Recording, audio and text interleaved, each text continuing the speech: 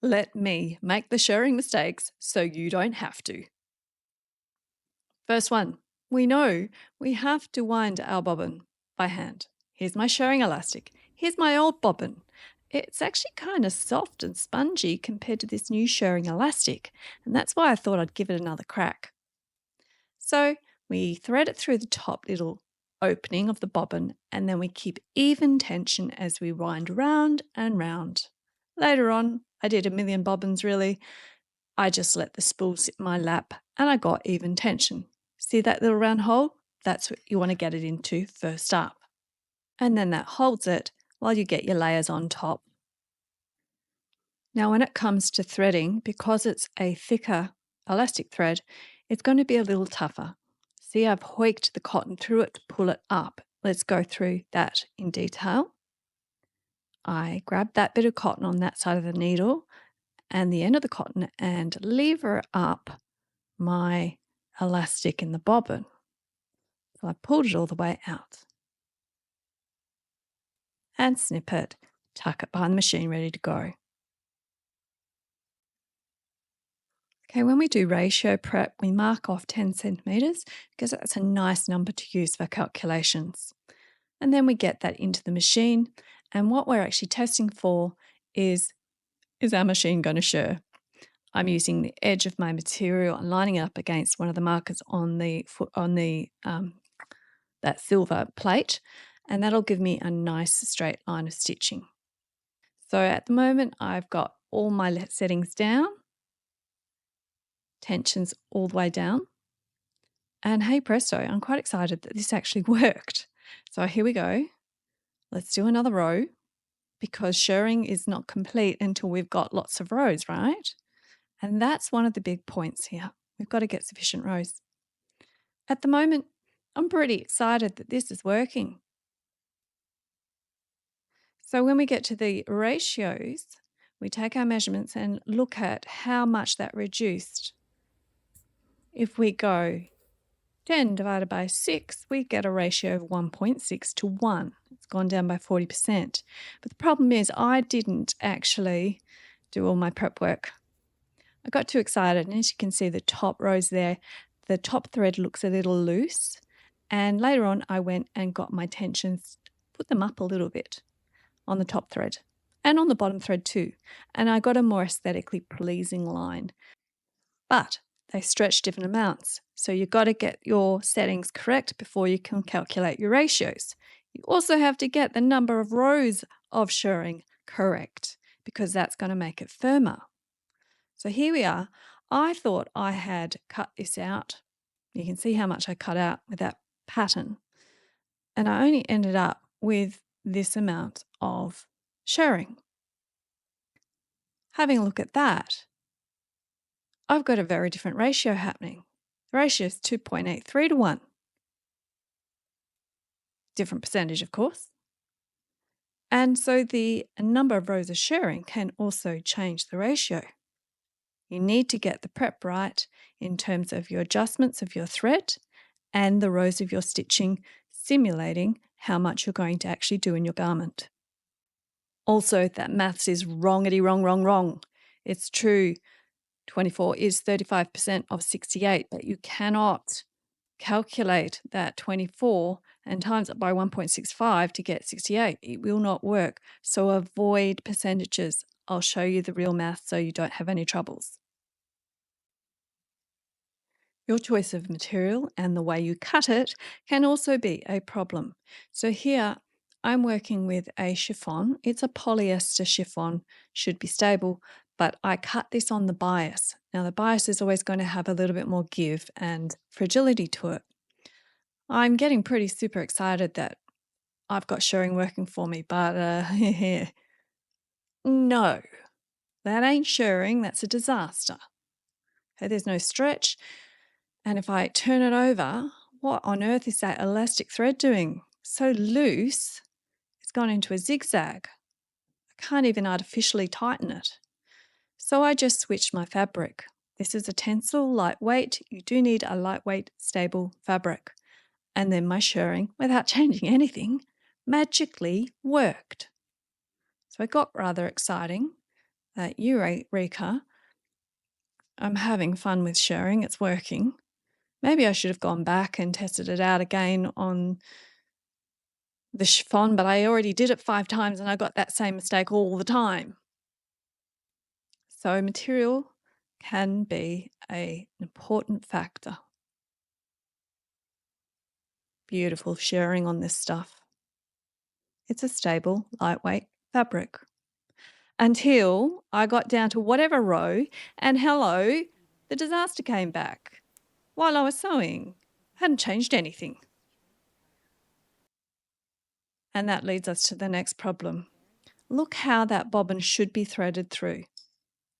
Let's look inside the machine at how it actually is coming through. Again, this happened during sewing. There's no hooking through the levers, it's just going straight up through the feed dogs. So let's rethread that.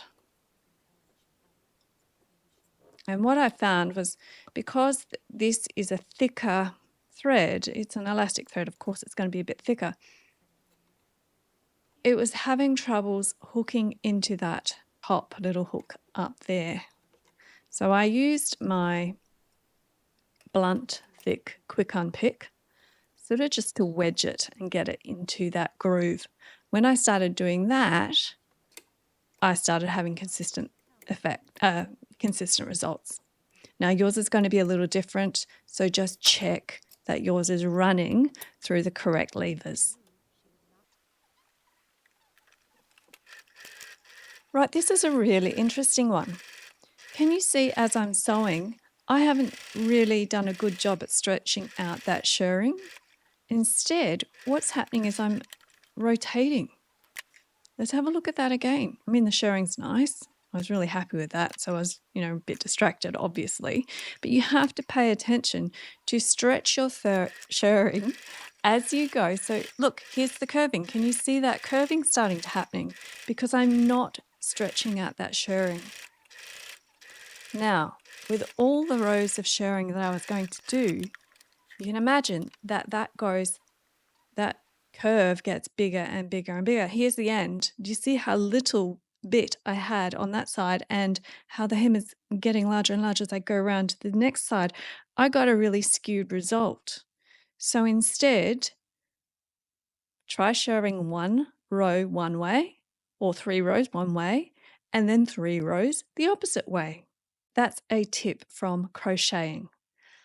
And of course, stretch your shirring as you're sewing so it's straight. Most sewing advice is going to tell you that it's a 1.5 to 2 to 1 ratio for shirring. And as we've already seen, it ain't so. It really does depend on how many rows you're doing and what fabric you've got going on. So you do need to test. Now, you need also some mental flexibility because, as you just saw, that bit of shirring was not half my waistband. It was maybe a cuff, but it ain't half a waistband. So what am I going to do? You're going to have to reimagine things. And so if you can imagine that small bit of shirring, it could be the center panel, and then you can cut yourself a much larger bit of waistband, shirr that, to make up your whole waistband. It's quite acceptable to have those midway seams in a waistband. So you've got a center third panel. Now it's a lot easier if it's the other way. You've got too much shirring, it's too big. You just cut it down and sew it together. That's a nice problem to have, except you wasted a whole bunch of time shirring. So we'll just cut that down and sew that seam where it's needed. Fixed. Righto, maths. Now, if you're using percentages, you need to be not using them. I once saved a company millions of dollars because I looked at their spreadsheets and I found out that they weren't using percentages right. There is a common problem that happens. I'm not going to go into it. What I am going to do is teach you how to do a really basic, easy, brain-dead way of working out how to calculate your waistband if that's what you're doing. So I'm going to use some algebra. It's very friendly. I work out how much I've got 68 centimetres and it became 24. Now I'm going to set this up like a puzzle. I'm going to use letters in algebra. Just think of them as markers of an unknown. We're solving this puzzle to find out what this is. So we know what 68 is. We've got that as a number and we times it by this unknown x and it's going to become 24. We've set up a mathematical equation. It is divided by this equal sign. Every time we get rid of something by taking across the equal sign, you've got to do the opposite. That's the rule of the game. So if I take 68, get rid of it on that side, it becomes divide, because the opposite of multiply is divide. Okay, so now we have x. I'm going to find out what x is. There you go, 0.35. But we haven't finished yet. We now have another puzzle to solve, because that was just a small bit of shirring, our test bit to figure out, how much it was shrinking, and therefore we've got to figure out how much we need. So I want 108, I think, 104 centimetres shirred. We've got to figure out how much we start with. It's going to be a lot longer than 104 centimetres. So we take what we know. That's how much I want. We don't know what that is. We'll give it a y, but we do know that number now. It's 0.35. Now remember, if you take one amount across the divider of the equal sign, it has to be opposite to get rid of it. So y becomes 104 divided by, divide is opposite of multiply, 0.35. This should give us how much material we need for our waistband.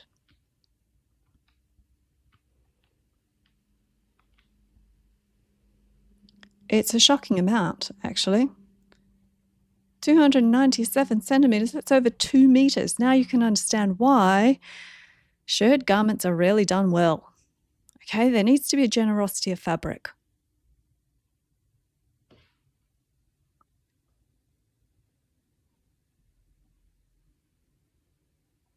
Now, if you are going to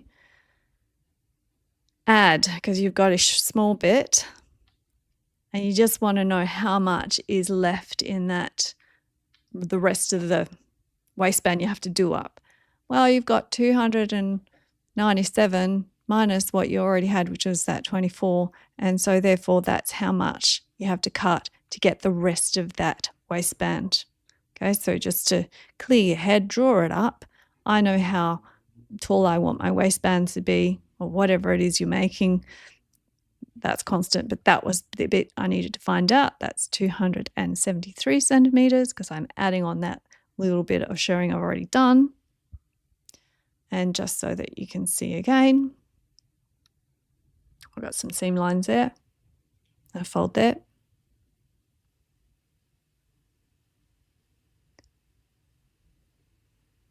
I'm going to draw that up so that I have a visual of where my seam lines are. Sorry, that fold line and seam line comment was completely wrong. I'm actually having 2 front seams.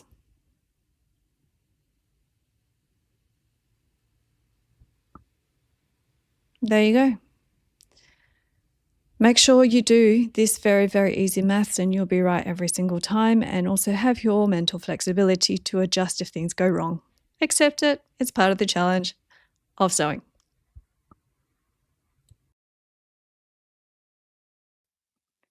All right, you know my channel's all about making it easy and making it work, especially for sensory issues. So when I started this, I didn't know if shirring around my tummy was going to be a problem for me. And so I left that gap at the top and at the bottom so that I could do a different finish if I needed to. And I did need to. So here I am cutting out a bit of lining. It's a very soft jersey. You see at the top, I've got the selvage line. So I could have left that and had a little frill around my waist. This is upside down, unfortunately, when I tried it on, but doesn't matter. Could have been a really cute, frilly little top. I didn't want that because I wear my clothes draped and don't do midriff stuff. And I wanted the lining factor to get rid of the irritation of the shirring. So that's what it ended up being like. I put my lining on. It's now a flat lying waistband with no frilly top, and it's very, very comfortable against my skin. So subscribe, you know the drill. What's coming up is next week I'm going to take you through how to do this shirred waistband because it's a really soft, kind option and we're all about getting things comfortable. Go enjoy your comfy life and start practicing your shirring. And then you can walk through the project with us and make a lovely shirred waistband. And we are going to go into a full garment with that. See you next time.